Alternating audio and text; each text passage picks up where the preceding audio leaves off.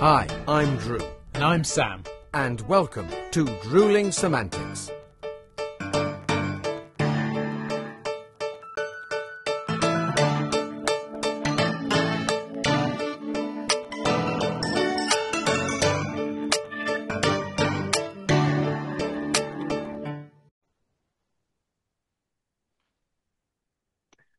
Oh, good morning, sir.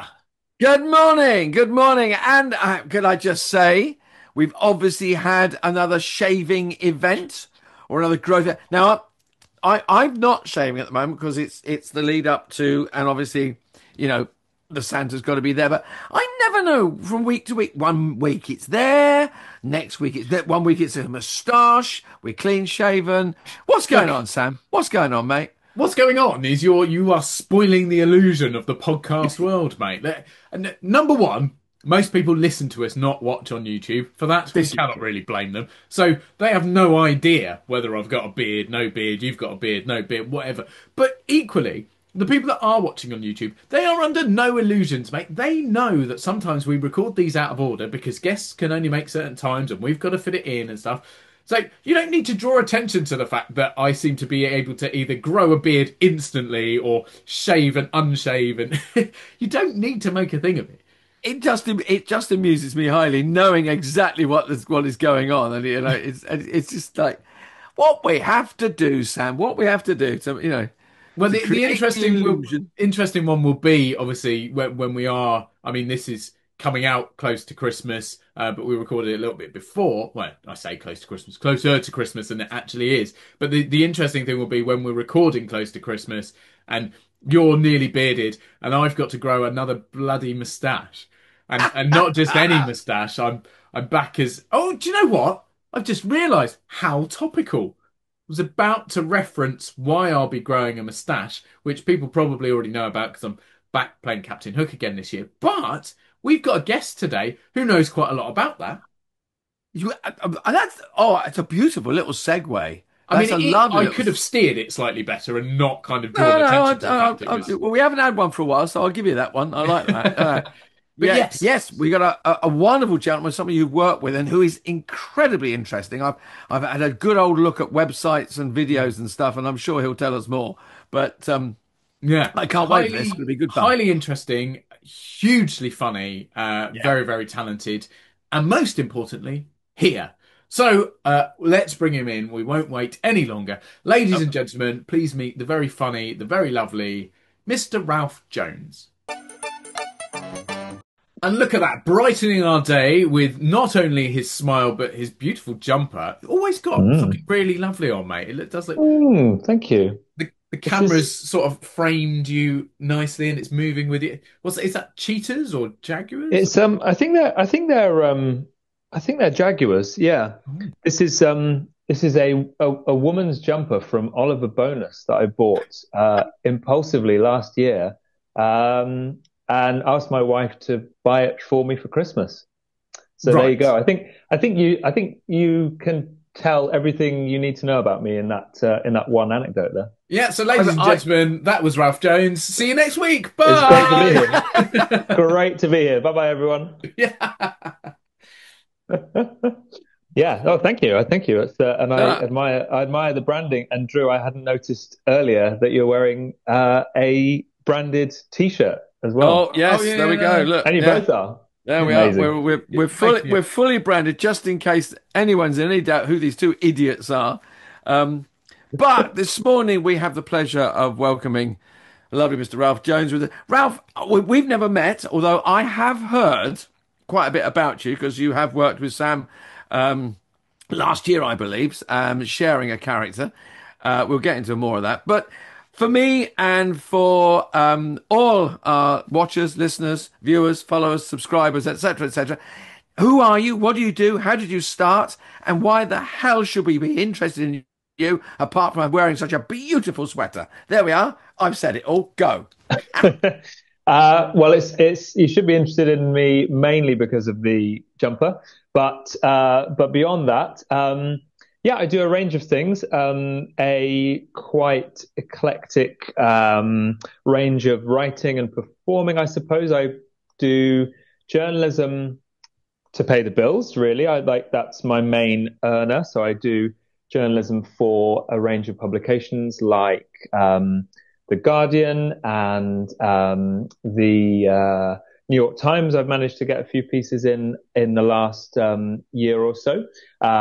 Telegraph, NME, Vice, all sorts of places. Whoever will have me, because I am a freelancer and I will basically take anything I can get.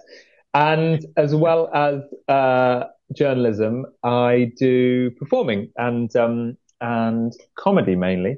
So I write and I perform in a sketch group called The Awkward Silence, which I founded 14, 15 years ago now. Wow. And we have done shows all over the place, in Edinburgh for the Edinburgh Fringe, and Brighton, Oxford, London, Birmingham, all around the country. That is much harder to make money from, but it is my kind of, it's my passion. It's my real first love. So I think I've done okay kind of trying to marry a love of writing with, a need to obviously survive and pay my bills and everything. But in truth, I would kind of love to do more performing, and that's why it's nice to have had a few more opportunities of that kind recently. So last Christmas, I was performing with Sam as a Captain Hook for the Blenheim Palace Christmas Trail, which was Peter Pan themed, obviously. And we got to play a, wonderful kind of larger than life character every single day we were there, on board a phenomenal ship that they had installed and built in the Blenheim Palace library. And what that did was it kind of just combined a lot of the things I love: improv, comedy, just being a different character, all into one role. And so that was when we were doing it, and Sam hopefully would agree that when we were doing it, it felt like we were really, on top of the world, because it was us being paid to have fun and basically just kind of try and charm people and make them feel happier for being there. We were the kind of climax of this experience. So we were there to both greet them onto the ship, but also in a way kind of send them on their way. So that was fantastic. Unusually for me, no writing was involved. So, writing is very, very much my day to day. But what I realized was if I could do that kind of job, 6 months of the year or whatever, I'd be very happy indeed. So I kind of combine writing and performing in as many ways as I can. And, I'm quite allergic to being bored. So I quite like trying to, even if it's difficult and even if it involves spinning lots of plates, I quite like trying to eat my cake and have it as well by sort of having fun, and trying to do work that's, interesting and as much fun as possible. So yeah, I don't know. I was thinking, I don't know if you could really call it a career at this point. But what I've got is certainly a strange collection of different hobbies that, just about keep me alive. Well, I think we can safely call it an occupation because it's keeping you occupied. That more than anything else. But no, I think you've actually played it down a little bit there. People need to check out your articles. Your writing is phenomenal. It's definitely, you can see that combination of comedy and almost sort of the intellectual side of what you write, because there is more than just sort of the kind of face value. Here's a story. There's a lot more to it, and I love reading your articles. And that, if you'll allow me to say, does come across in your performing, having seen you obviously in character. I think that creative edge you definitely use, and equally having seen some of your sketch work, the comedy scenes, I think you have this very unique humor, which is very addictive to watch. And you watch a clip and you go, I want to see more of that. I don't know what I've just watched. That was insane. It's crazy, but it definitely sort of, I need more of this in my life. This needs, I need this kind of humor. So how do you get to that sort of stage? Because obviously you said the comedy group has been sort of the best part of 15 years now, and journalism has been your career, for want of a better word, for a long time as well. Did one blend into the other? Was one what you really wanted to do, and the other was sort of a side effect? How did that sort of kind of begin for you? I think when I look back at my childhood, I realized very early on that I wanted to write more than anything. And I didn't realize, obviously, for many, many years, that you could make money from it or how to make money from it. So I did at the age of 14, I mounted my own sketch show that I'd written all the sketches for just a bunch of friends from school who I'd essentially, roped in. I'd roped in too many friends for the for the sort of purposes that we were doing the show for. Some people barely had any lines, and it was basically just a way of saying, I like all of you. Can we all get on stage and kind of fanny about? And so I wrote the sketches and kind of directed it, in inverted commas. But really, given that I didn't even know lighting or sound, were even things at that point, it was very minimal direction. But it was the beginning of realizing how much I loved comedy because we put it on in a theatre. We had obviously paying customers who were largely my, family. But that was the beginning of it, and very, very, very addictive. Extremely nerve-wracking, but extremely rewarding. I mean, just some of the most phenomenal kind of flashbulb memories, of people kind of applauding, under the stage lights and all of that. Just fantastic kind of formative moments. Then, as I went to university and did more of that in my spare time, joined the Comedy Society. I was doing English with creative writing, as a degree. So had already realized that I wanted to pursue writing as seriously as I could.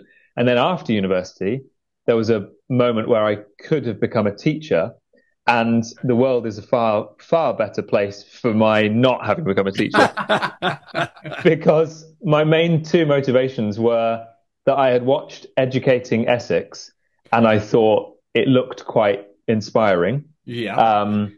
And no one should ever really base an entire career, I don't think, on watching one Channel 4 documentary. The second was that you get a huge amount of holiday in the summer, and that would enable me to go up to the Edinburgh Fringe to do comedy shows. So, when your main reason, or one of your main reasons for pursuing a job is the holiday that you will get, you've kind of got to examine your choices a bit. So that luckily didn't happen due to very boring kind of admin cock-up. And what it meant was that I turned to what I really wanted to do, which was actually doing a magazine journalism master's, because in the interim, I had kind of started writing. At the time, I was it was a very, very anti-religious streak in my kind of early 20s, and I was writing pieces on, standing up for non-belief and standing up for atheism, essentially. And I got published in the New Statesman, and that piece was shared by people like Tim Minchin and Darren Brown. And I think we all on this podcast can appreciate how addictive a kind of an audience is. Yeah. And as soon as you realize you've got an audience, or you're able to kind of you're able to attract an audience, I think you find that feeling very Moorish, So I relatively impulsively sort of decided, well, I really like this. Obviously, I know I can string a sentence together. I'd quite like to look at making this a viable career. And at that point, I hadn't done any reporting or any real journalism. It was basically just kind of comment pieces and fairly kind of literary journalism. It didn't require any particular kind of news gathering skill. But I went and did this MA, and it kind of changed my life because out of that, I got kind of internships. I won a no, sorry, yeah, well, yeah, I was the joint winner of a Guardian Student Media Prize, which meant I got to spend some time at the Guardian. Um, then I went and worked for a website. Did either of you remember Student Beans? Does that ring a bell to you at all? Does ring a It bell. doesn't for me. Okay, yeah. Andrew, you may not remember it, but it's a company who basically were entirely devoted to making life cheaper and easier for students. So they would give you vouchers for, food and all sorts of student like facility. Absolutely brilliant thing. And they launched a website which was essentially a kind of BuzzFeed for kind of 18 to 24-year-olds. So I wrote for that for about 9 months, and it was both phenomenal because it was my first paid writing job, full-time salary, but also terrible because it was so badly run that we were all terrified that any day now we could be fired for not hitting targets. We would see people leaving, having been let go, essentially every other day. Wow. And I was threatened with being fired because I wasn't hitting my targets. And this is the horrible thing, that it was measured entirely on how many people are seeing your piece. If it's not X per month, you're not a good writer, and you can piss off.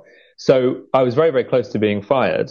Then, as I was on the verge of being fired, my editor was fired by the person above him. And so the man that was threatening to get rid of me was then just let go himself. So I stayed on with this amazing reprieve, like I was about to be eaten by, a shark, and then something else just ate the shark. Yeah. And I then went on, after a couple of months there, I then went on very, very luckily to get a job at Shortlist magazine, which, again, I mean, a bit of a cliche, but it changed my life again because I got to do the most amazing stuff. Like, I got to interview some of the most famous men in the world, like, The Rock and Samuel L. Jackson, Ricky Gervais, and, kind of name a famous man who's under kind of 70 years old. And the magazine was interested in profiling them. So I got to go to Patrick Stewart's house in LA. Wow. And he made the guy that I was with gin and tonic while we were there. I'm not a gin and tonic guy, so I was on water at that point. But he rustled up a gin and tonic for my friend who was there, and we were in the Hollywood Hills, just kicking back at Patrick Stewart's house, having written every week a piece about what The Rock, Dwayne Johnson, was doing with his life. I got to meet him and interview him on camera and that kind of thing. Amazing, huge man, even bigger in the flesh. And really charming kind of guy. Most celebrities are as charming as you would want them to be. Yeah. And there are a very, very, very, very few absolute pricks, Thank God. And, we won't ask you to name, it's fine. No, and luckily, whenever people do ask me to name them, I really do struggle, because largely the awkward encounters were me being disgracefully unprofessional to some very charming actors, for example. Like, I once interviewed Bryan Cranston, and unfortunately it was on camera. And I just thought he might be up for some kind of wacky questions at the end of this interview, because we were all encouraged to make viral content. Yeah. I mean, I was mainly writing for the print magazine, luckily, but occasionally we would do web exclusive pieces as well. And I decided for some reason to ask him a range of questions, which included, would you rather die on the toilet or in the mouth of a shark? And he just looked quite puzzled at me and sort of said, well, I would imagine on the toilet, because in the mouth of a shark would involve a huge amount of pain and suffering. I mean, on the toilet any day. And then I carried on with another couple of questions. And then I asked him another one about, would you rather die than would you rather die XYZ, whatever. And I said, would you rather die? And he interrupted me and he said, than answer another one of your questions? Yes, I would. Oh dear. And he said it with an absolutely beautiful twinkle in his eye, and it was all very much tongue in cheek, and he was kind of having a good time, but he was also thinking, this guy is wasting my time. I am a Emmy award-winning actor. Yeah. I don't need to be asked about whether I'd rather die on the toilet or in the mouth of a shark. So I bring that up not because he's unpleasant in any way, but because he was very, very good actually at kind of highlighting some of the terrible qualities of like web journalism. Anyway, so around all of that, there's loads of comedy writing and performing going on, and I've just done shows for as long as I can, as long as I've been able to write, essentially.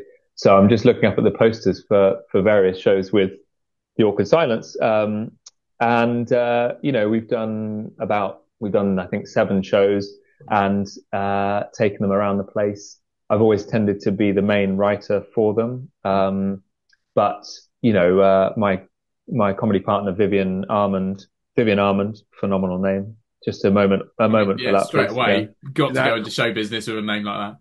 Exactly. So Vivian Armand and I, he writes with me, but largely it's sort of driven forward by me. It's kind of my baby. I brought him on board when I saw him being very, very funny in Oxford in 2010. And so we've always, we've hired out theatres, we've done runs of various lengths. We've gone up to Edinburgh. For one Edinburgh 3 years ago, we did 2 shows a day. One was a musical, one was a sketch show, for the entire month, which is a hell of a physical and mental ordeal. That's an ask, isn't it? It's a huge ask, and well, no one was asking us to do it. That's the thing, So the important thing is, was anyone asking you not to do it? Yeah, I think that's the thing about creativity. It's like, no one is asking you to do it, but if people are asking you to stop, that is probably the moment that you do have to pack it in. It's fairly symbolic. Yeah. Would you rather die in Edinburgh or on the toilet? I mean, it's we died many deaths in Edinburgh over the years. I've experienced it. I've got to ask, I mean, you talk about the writing and the journalism in the interview, and I was going to say, what is the joy for you in that? But obviously, there's the joy. There's the payoff is I would imagine, knowing that those articles, people are reading those, are enjoying those, and the publications or whatever are going, Ralph, write us more, and that obviously is the joy in that. And when it comes to writing stuff that you perform, there's a double-edged sword there, isn't there? Because you really are putting yourself, because you can write something, and obviously there is a payoff, or it's slow to come back, and you. I would imagine, again, once you develop your style, you develop what you need for that particular publication or that genre that you're writing for. But when you're performing and you write something, and you and your partner write that, you put it on stage, and then it's like, okay, they've gone, or they're not laughing, or what do we do with this? There's an enormous risk. It's like a friend of mine, she writes a lot of stuff, and she said her biggest fear is when she hands it over. She literally, and she always gives a hard copy to her editor and her publisher first. Never sends it via email or anything like that. She says, right, read the hard copy. She said, because that's how I learnt to write. That's how I learnt to read. Read it. It's got to be a physical thing. And she said also, there is that thing, you turn the pages of, she writes short stories and novels. And she said that there's a moment which you think it'll sink in, they'll get it. Because if it's on the screen, you zoom through a screen, they go, no, they hate it. 20 minutes later, the publisher will write back and say, sorry, darling, you've really got to have another look at this. She said, I usually get about 3 days before they come back and go, yeah, we need to write. So that writing of writing comedy and that risk, I mean, is that an extra buzz to the writing that you go, right, there's another element to this now. We're going to put this on stage. We're going to take it somewhere. We're going to write these shows. Is that another buzz to it? Is that the extra buzz of going, I wrote this, but also we've got to get it right, we. Yeah, for sure. I mean, I think you've touched on something interesting in the kind of internet age because, we at the moment are putting out a sketch a month on, on Instagram and TikTok and all of the, increasingly numerous social media platforms. And the lack of kind of immediate feedback is really jarring because when you're on stage, that feedback is immediate. Obviously, for better or worse, it's immediate, and you kind of know. You may have known in yourself in advance whether something was going to go down well or not, but you don't truly know until it's been, it's been subjected to that test. So when you do stuff online, obviously you get the metrics of, a huge number of likes will be the sign of a successful sketch. But then again, you just don't feel the laughter. Obviously, you don't know which bits people liked, so you don't necessarily know if a certain line was the strongest or the weakest in the whole sketch, unless someone specifically tells you. But crucially, just geographically, you're nowhere near the people that you're performing to. So I think journalists who write and don't have that live element to their careers, because most journalists aren't big-headed egotists like me. They like squirreling away and writing stuff, never really seeing people's reaction to their work. If they become a novelist, which is very common, they might do a reading or they might do an interview or something. But generally, you're kind of, in a way, you're highlighting other people's work. In journalism, you're saying, I'm going to go and speak to this hugely famous, well, if you're a culture journalist, I'm going to speak to this hugely famous film actor, and the spotlight is on them. It's not about me. I'm in a way trying to hide myself and be as invisible as possible, because the whole point is the person on the front page is going to be this amazing actor. So I couldn't only do that because as I say, my ego is too big, but also I think the thrill of that live, very, very thrilling response from a very, very real physical audience is, as you guys know, so important and so kind of invigorating that it would be really hard for me just to do fiction writing at home, just to do journalism at home, and then publish it and not really, you get the feedback, but you don't get that visceral response. But yeah, on the kind of physical books side, so I've just conveniently in my hand got two books that I've published. I was literally about to ask you about because you mentioned the writing in there. You sort of, I could see it was coming. And I thought I'm going to dive on that, but you've got there before me, mate. So talk to us about your fiction writing, please, Ralph. Well, so I've been lucky enough to publish two books. One was very much at the request of someone else, which was very flattering. But I wrote, when people ask me what kind of journalism I do, I think I shouldn't make too much of a big deal about the celebrity stuff, because what I really like doing is finding strange events and strange people in a way and writing about them. And one of those things was an opportunity in 2019 to go to the World Stone Skimming Championships in Scotland, which remains probably the most kind of enjoyment I've ever had on a journalism expedition.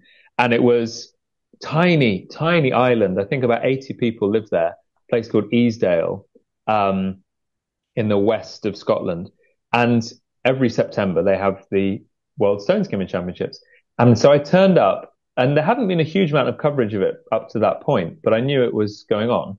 Turned up, and on the very first evening there, I realized I had a story, because I'd been told that there was a young kind of an up-and-coming stone skimmer. Wow, yeah. Called Alex.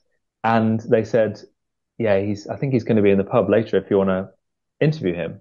And this is before the actual event took place. And so in the evening before, I thought I'd get some colour and try and speak to him. So I went to the pub, found him, sat down, had a chat with him. He was very interesting and talked about his opinions on stone skimming, which were passionate and well informed. And then he ended the interview by handing me a business card, and it had his name on it and it had a logo, but it also had the phrase "International Stone Skimmer" on it. And I just thought, in that moment, I've got a great story here, because this man cares enough about it to have printed out business cards on which he's described himself as an international stone skimmer. So you can imagine the kind of stakes for the competition, the next day. Absolutely, just absolutely kind of thrilling, sort of passionate people involved, and they took it incredibly seriously. And I entered and I was shit. And that's how the story. I mean, if I'd won, that would have made for a whole different story entirely. But anyway, that piece came out, was really fun to do. And then an editor said, "Do you want to write a book about it?" And we went round the houses a bit, and it turned out that they wanted it to slot into a series that they already had called Little Ways to Live a Big Life, which were all how-to books. So this is obviously the wrong way around on the camera, but it says how to skim a stone. And so it's a very, very short book on how to skim a stone, and all of the stuff I learned when I went to the championships, but also, lots more reporting as well. In fact, Vivian, my comedy partner, illustrated this as well, which is lovely. So that was someone else saying, "Do you want to write a book?" And then the other one, which was very much me saying I would like to write a book, was called Welcome to Winkdale. And that is a collection of short stories, funny short stories, all about a place, a village called Winkdale, and the insane people that live there. So yeah, I've kind of I've been lucky, and I've got a book coming out in April as well, all about the microphone and how it changed the world. And that's again part of a series that already exists. So I agree that the tangible book, is really important. There's my whole room again. There you go. Oh, look at that. The camera's moving for those of you on YouTube. People that are just listening to the podcast at the moment, you might want to check out this on YouTube for multiple reasons. Number one, to see Ralph's incredible jumper. Two, because he showed us the books. And three, because incredible as technology is, sometimes it does weird and wonderful things. And Ralph is beautifully framed for about, I would say, 98% of the time we're talking to him. And then every now and then his camera goes, "Here's the rest of Ralph's house." And we don't know why it's doing it, but every now and then it will just zoom right out and show you everything else that's going on. So it's a very fleeting glimpse. It's about a second, and it's like, here's the rest of the room. Yeah. Oh, that's all you get. That's all you're going to get. Yeah. But yeah, no, I've been lucky, and I agree about the books and the tangibility and the kind of like, you can hold them and they feel like a real, trees have been cut down to make these books, and as I'm not too much of a Luddite. I like the internet, and I obviously am hopelessly addicted to it like everyone else. But I think there's something really lovely about knowing that I can give this to my daughters in 10 years, and they'll both be able to read it. Like it's something that you can physically hand to someone. And the How to Skim a Stone one has a green splodge of paint from when I was painting my study about 4 years ago. So it tells a little story, I hope. Yeah. There's a story within a story. I mean, incredible. Yeah. And Ralph, if you don't mind me saying, I think the variety of the work you do, but to such a high level, is just, it shows your commitment to your craft in multiple ways. Obviously, we mentioned earlier we worked alongside each other, although never technically alongside each other, because you couldn't see two Captain Hooks at once. That would have spoiled the whole illusion. But it's been a pleasure to work alongside you and to see you work. as much as it has been a massive pleasure chatting to you this morning. Now, we know just how busy you are. Those kind of jumpers don't just pay for themselves. You have to go out there and do more work. Or actually, in this case, your wife bought it, so They it do, doesn't yeah, count. they do pay for themselves. Yeah, they do.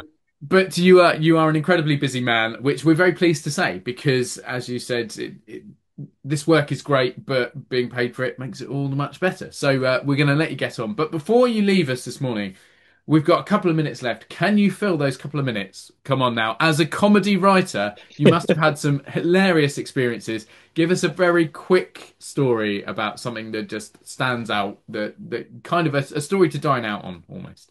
Absolutely. How long have I got? Let's give you 3.5 minutes before you've got to run away. Okay, three. I'll try and time myself. So I hope I didn't tell you this story, Sam, but it is one that's kind of traveled the world a bit. So when I was in the job that I mentioned earlier, the first writing job I had, which was kind of at this Student Beans, Student Beans company, I noticed, in fact, a colleague there had retweeted something to enter a competition.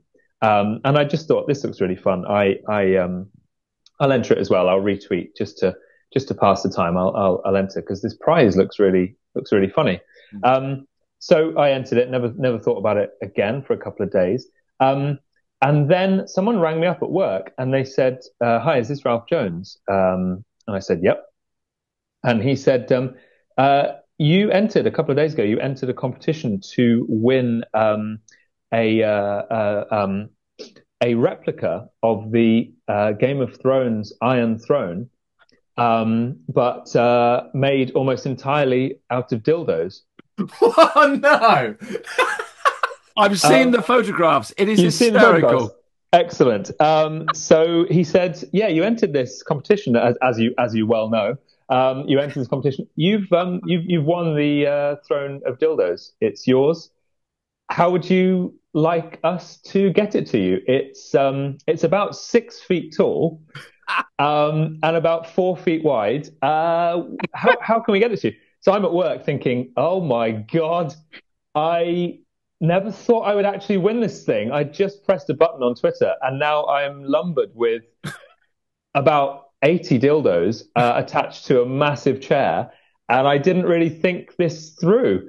Should I bring it to work? Should we store it at work?" I spoke to people at work and obviously even though I worked for a company where we were definitely trying to create, viral articles and content all the time, they thought that was probably a step too far, actually installing a throne of dildos in the office. So then I looked at my flat. I was living in a flat at the time in London. Nope, we couldn't plausibly get it into the flat. Just actually too big. So I had to rent a garage in London in order to store this massive throne of dildos. And then once it was there, and I was paying, whatever it was, £200 a month for the privilege.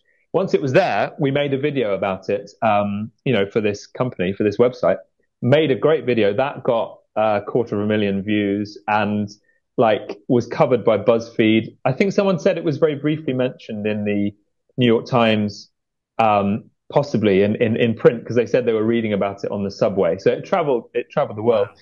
Then having lost money on this deal, obviously paying to store it, I had to then try and sell the bloody thing. So I put it on eBay, and that again generated more coverage. Yeah. Actually, that was the thing that generated the most coverage, because it was like, this guy is trying to sell a Game of Thrones dildo throne.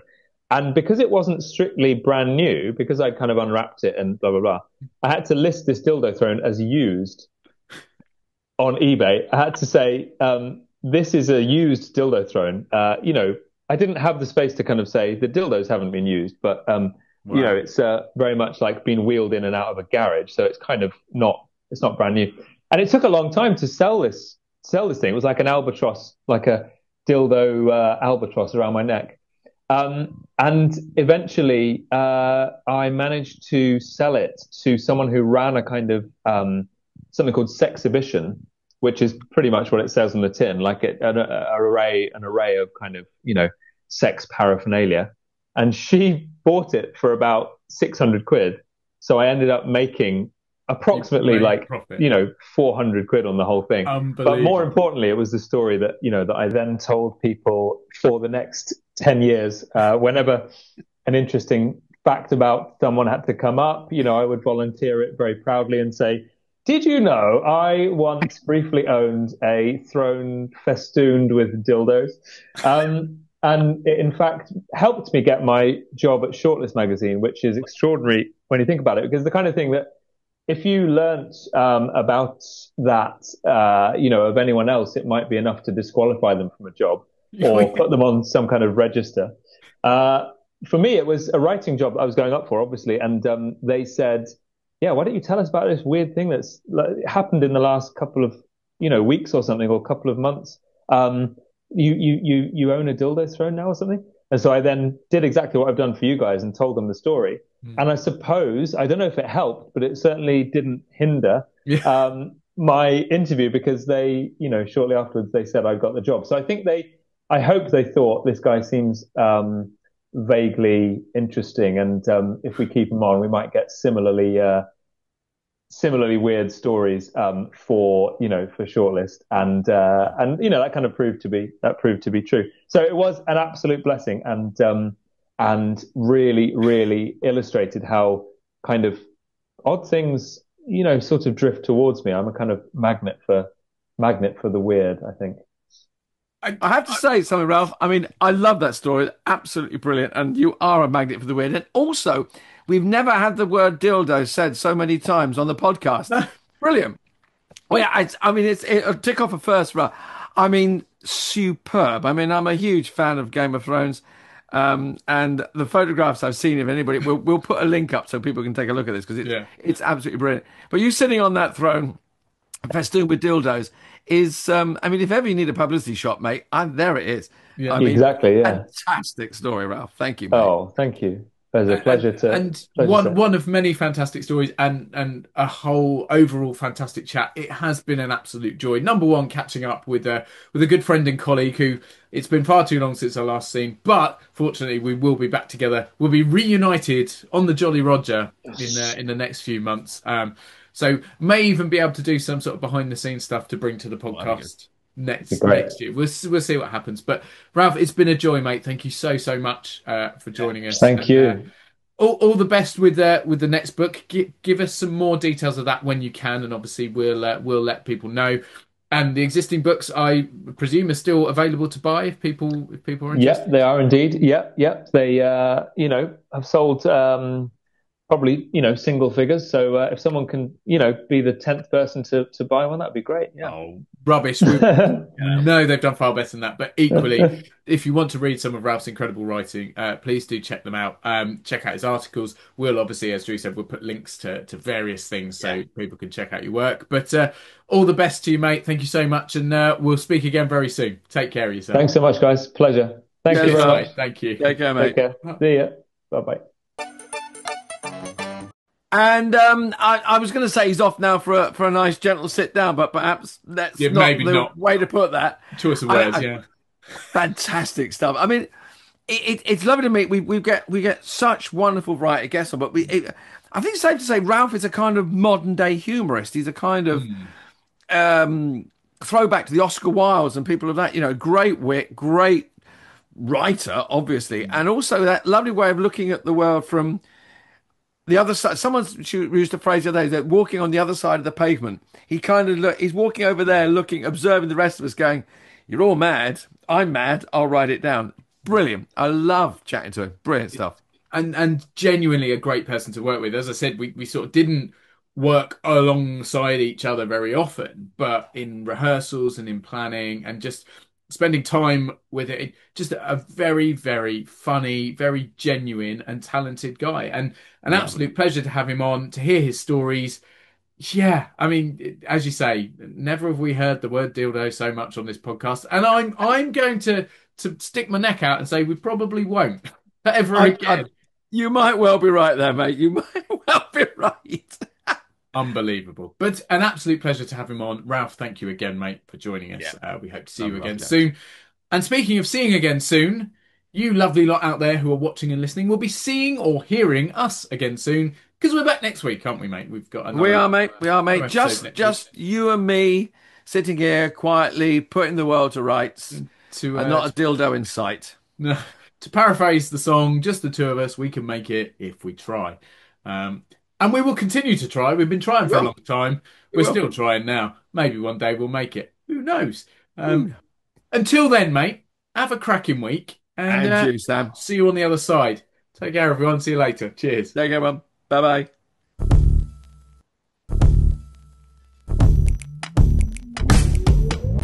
Thanks again for watching this episode of Drewling Samantics. Please make sure you subscribe to our channel and turn on notifications so you never miss a new video. Don't forget, we're also available as audio only. Just search Drewling Samantics in any good podcast app. And please support us on social media. All our links and handles are on screen now. We love welcoming new followers and subscribers, so why not share with your family and friends so they can join in too? Thanks very much. See you next time.